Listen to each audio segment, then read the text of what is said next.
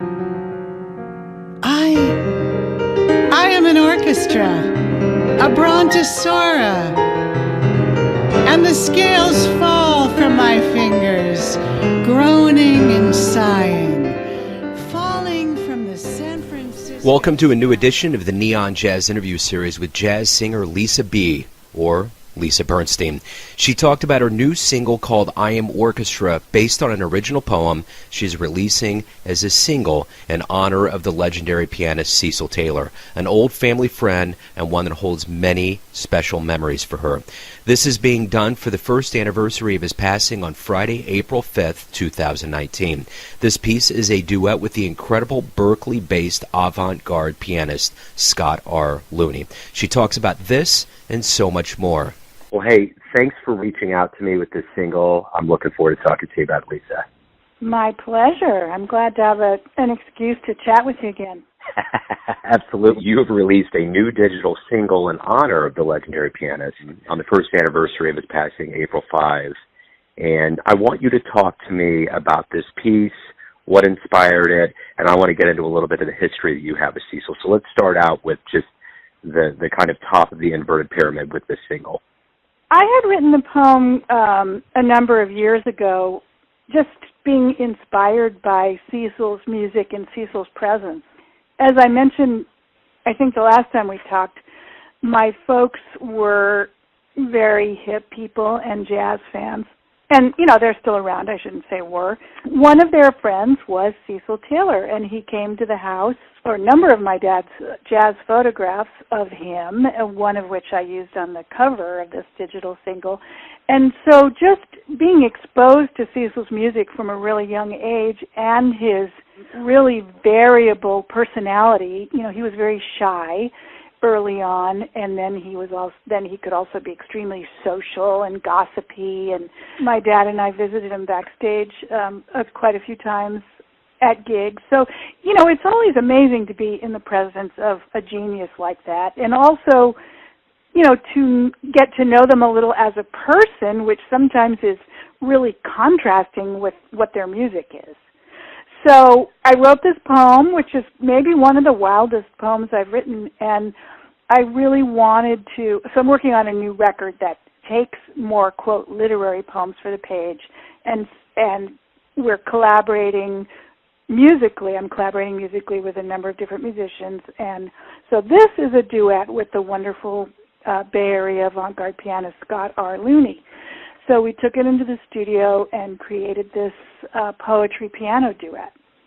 So the one thing that's interesting about jazz is, and I'm sure it's this way in other arts, but I see it in particular in jazz, is that there's always this notion that we're going to keep the torch going. So 1 year later, we look at this guy that did so much, and we won't forget him. We keep this torch going. So my question to you is, how important is it for us to do things like this, to pay homage to people that were as good as Cecil was?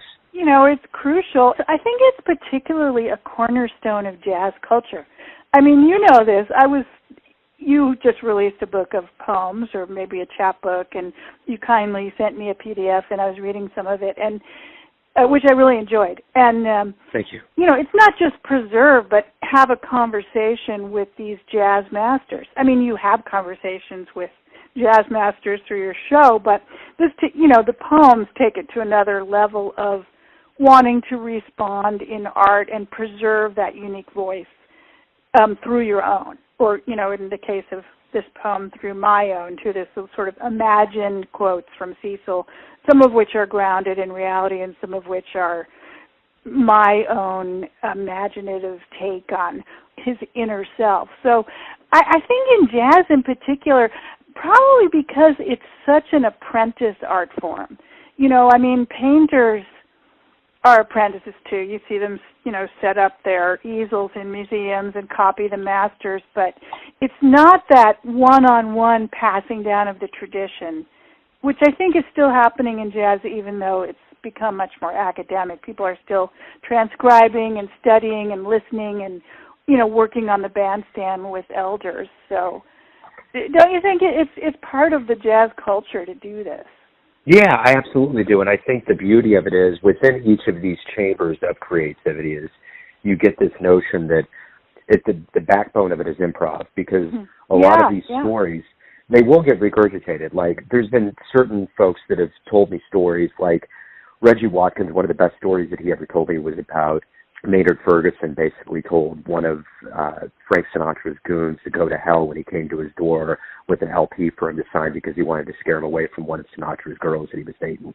And the way he described the story was like something that he's done and refined over time, but it still has elements of improv, but still with a lot right. The storytelling is an improv as well. Precisely, and that was the one thing that was beautiful about Maynard, and it's been that way with other people that have talked about Maynard, is that he was an orator when he got on the bus. He was full of stories, and it was one thing for him to be a powerful jazz player. It was another thing that he really did weave together tales, and he put people in stitches. But I've noticed this with talking to jazz musicians.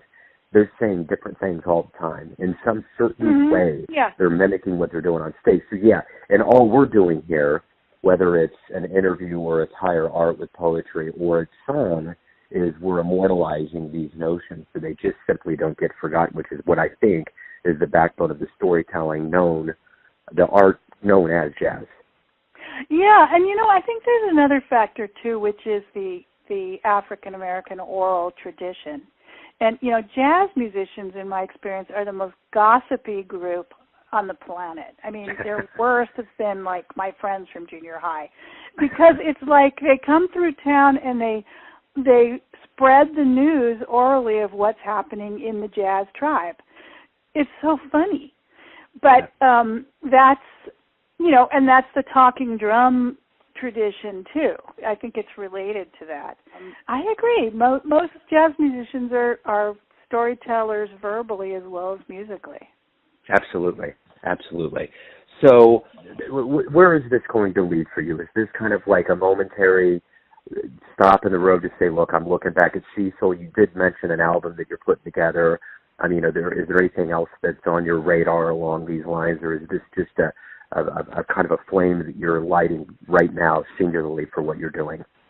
Well, it's both, but it's really full circle for me, because I started out as a literary poet for the page, and I published a book with Wesleyan University Press. I, have published poems in literary journals, and after that became a jazz singer and began not only writing lyrics, but integrating spoken verse, is what I like to call it, alternating with the sung verse. So, for instance, on the Cole Porter record we talked about a little over a year ago, I took Night and Day and sung it as Night and Day / the Cat Goddess, and it's interspersed with a spoken verse that I created about that theme.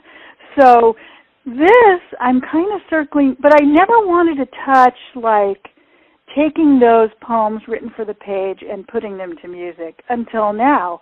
Maybe because, I'm ready and I feel that, it's just, why not? It's coming back to where I started. And it's so fun to be in the studio with this select group of musicians that I've worked with over the years, and doing mainly duets and trios. For instance, I just recorded a poem with Jeff Mars, who's a wonderful drummer who was on my Cole Porter record, and it's called With Him and Max Roach's Solo, and it's just me and the drum, and it's all about Max and jazz history and African-American history, because Max's playing conjures up, the full history of jazz. And, there's a number of poems that I'm doing as well that have nothing to do with jazz, that are actually a lot of spiritual poems. So that's really interesting too. So this is an advanced single from my forthcoming record, which I'm expecting out in October. But I really wanted to get it out to honor the first anniversary of Cecil's passing. Not that he requires it, but it's a way to say hello and to honor him and to thank him and to play with his legacy. Absolutely. Well, I am looking forward to spinning this on the show. I appreciate you opening up about your history with him and sharing this music, and I can't wait for the audience to hear it. So thank you for taking a minute out. Thank you for your poetry and your voice. I appreciate it. Oh, thanks, Joe. My pleasure.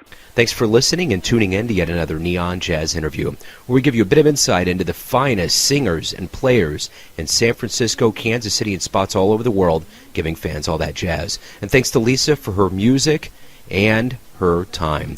If you want to hear more interviews, go to Famous Interviews with Joe Domino on the iTunes Store. Visit neonjazz at youtube.com, and for everything Neon Jazz, go to the neonjazz.blogspot.com. Until next time, enjoy the jazz, my friends. Faces each adore a poem, a boom.